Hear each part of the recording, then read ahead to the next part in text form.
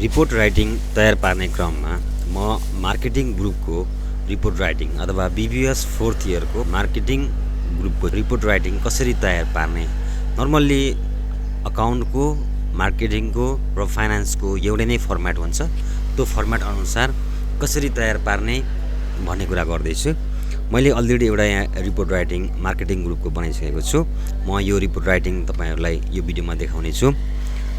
यहाँ टपिक्स छ study on advertisement analysis of Lakshmi bakery and food, हैन। यहाँनिर चाहिँ हेडिङ भयो यो, त्यसपछि गएर कसले प्रिपेयर गरेको त्यो भइहाल्यो, सबमिटेड टु भन्ने भइहाल्यो। यहाँनिर कुन कलेज अथवा आफ्नो रोल नम्बर, अनि त्यसपछि गएर ट्यु रजिस्ट्रेसन नम्बर, अनि ग्रुप भइहाल्यो, अनि कलेजको नाम भयो, अनि ठाउँको नाम भयो। त्यस पछाडि गएर इयर इन्क्लुड गर्ने, कुन इयरको हो तपाईँले गर्नुभएको त्यो अनुसार। त्यसपछि डिक्लारेसन राख्नुपर्ने हुन्छ। आफ्टर द्याट डिक्लारेसन पछाडि चाहिँ सुपरभाइजर रिकमेन्डेसन राख्नुपर्ने हुन्छ। त्यस पछाडि इन्डोर्समेन्ट राख्नुपर्ने हुन्छ। इन्डोर्समेन्टमा यसरी तपाईँहरूले तयार गर्न सक्नुहुन्छ। देन अब्स्ट्र्याक्ट राख्नुपर्ने हुन्छ। अब्स्ट्र्याक्ट पनि यो फर्मेटमा तपाईँहरूले तयार गर्नुपर्ने हुन्छ। र एक्नोलेजमेन्ट फर्स्ट फेजमा पर्छ।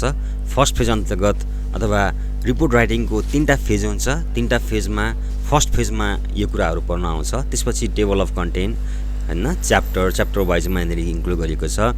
Background of the study, profile of the organisation, statement of problem, objective of the study, rationale, review, research method, limitation. र च्याप्टर 2 मा data presentation, analysis of result, finding. Chapter 3 मा summary and conclusion, conclusion, bibliography and appendix. यसरी यो अब list of टेबलमा यो टेबलको लिस्टहरू भयो।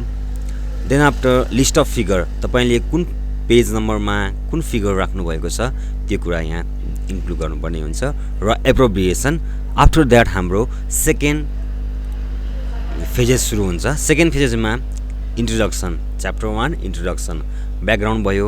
त्यस पछाडि गएर कतिपयहरूले जस्तै यसमा हामीले बुझ्नुपर्ने के छ भन्दाखेरि, जस्तै मैले यहाँनिर गरेको छु, इन्ट्रोडक्सनमा के छ, हेडिङ 1 छ।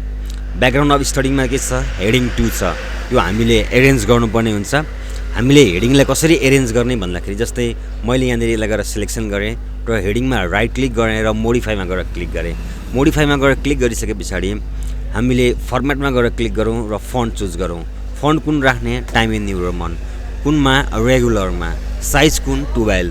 यसरी हामीले यसलाई ओके गरौँ र यसलाई हेडिङ हाम्रो कहाँ राख्ने, राइट लेफ्ट, हैन। नर्मली हाम्रो लेफ्ट ह्यान्ड साइडमा हुन्छ, त्यस कारणले लेफ्ट ह्यान्ड साइडमा हेडिङ राख्यौँ। र बोल्ड गर्ने भए बोल्डमा क्लिक गर्ने, यदि नगर्ने भए यसरी गर्ने र ओके गर्ने। यो ब्याकग्राउन्ड अफ स्टडीमा जस्तै हामीले यो हेडिङमा हेडिङ 2 मा चाहिँ कुनमा पर्छ भन्दाखेरि सब टाइटलमा पर्छ। ब्याकग्राउन्ड अफ स्टडी भयो। त्यस्तै गरेर तपाईँको यहाँ मैले गरेँ, अर्को गरेँ, प्रोफाइल अफ द अर्गनाइजेसन, यो पनि हेडिङ 2 मै आउँछ। र तपाईँले नर्मल्ली कन्टेन्टलाई चाहिँ नर्मल टेक्स्टमा लानुपर्ने हुन्छ।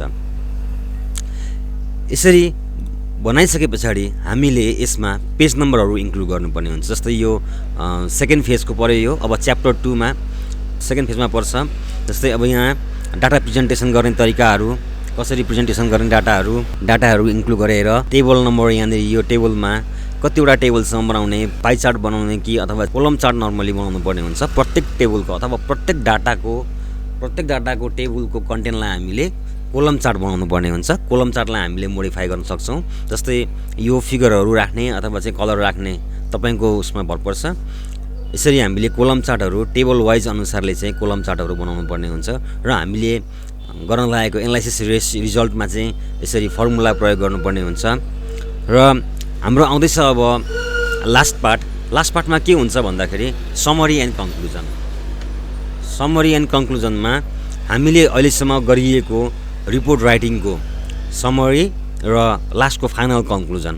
यति गरिसके पछाडि बिप्लोग्राफी, हामीले यो रिपोर्ट राइटिङ बनाउँदाखेरि प्रयोग गरिएका वर्डहरू अथवा हामीले रिसर्च गरेका चिजहरू कुन टपिक्सबाट अथवा कुन साइटबाट अथवा चाहिँ कुन किताबबाट निकालिएको हो त्यो इन्क्लुड गर्नुपर्ने हुन्छ। र एपेन्डिक्स र हामीले रिसर्च गरेको, जस्तै हामीले त यो मार्केटिङ ग्रुपको गरेको हो, त्यस कारणले चाहिँ हामीले रिसर्च गर्दा डाटा कलेक्सन गरिएको हुन्छ।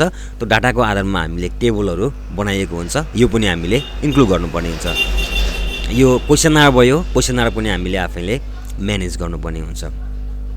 अब हाम्रो फाइनल स्टेजमा पेज नम्बरलाई कसरी म्यानेज गर्ने, जस्तै यहाँनिर पेज नम्बर 16 छ र हाम्रो टपमा जाउँ। अहिले टपमा के छ, टपमा पेज नम्बर छैन, यहाँनिर आई छ हैन। यसको लागि ब्रिफली रूपमा हेर्नको लागि यो हामीले सो एन्ड हिडन क्यारेक्टरमा गएर क्लिक गरिदिने र यहाँ गएर क्लिक गरिसके पछाडि यहाँ पेज ब्रेक गरिएको छ।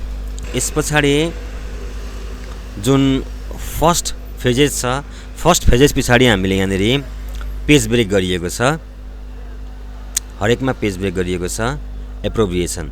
अब यहाँ हामीले के गर्नु पर्यो भन्दाखेरि सेक्सन ब्रेक गर्नु पर्यो। सेक्सन ब्रेक गरे पछाडि जस्तै यहाँनिर के छ, पेज नम्बर रोमनमा छ यहाँ हैन। जब हामीले सेक्सन ब्रेक गर्छौँ, सेक्सन ब्रेक गर्ने कसरी, हामीले लेआउटमा गएर ब्रेकमा गएर यहाँनिर छ सेक्सन ब्रेक भन्ने, section break, insert a section break and insert a new section in the page, यहाँ क्लिक गर्ने। क्लिक गरिसकेपछि सेक्सन ब्रेक आउँछ। सेक्सन ब्रेक भएपछि हामीले यहाँनिर पेज नम्बरलाई नम्बरमा कन्भर्ट गर्न सकिन्छ। यसरी यहाँबाट चाहिँ के भयो त, पेज नम्बर 1 आयो। यो पेजलाई तपाईँले जहाँ पनि राख्न सक्नुहुन्छ। सपोज मानिलिउँ मैले यहाँ डबल क्लिक गरेँ, यसलाई डबल क्लिक गरेर मैले पेज नम्बरमा गएर कहाँनिर राख्ने, टप, बटम, सेन्टर, जस्तै मैले यसलाई यहाँ सेन्टर गरिदिएँ भनेपछि यो के भयो, पेजको लास्टमा आयो। धन्यवाद छ यो भिडियो हेरिदिनु भएकोमा। लाइक, सेयर, सब्सक्राइब गर्न नबिर्सिनु होला। Thank you very much.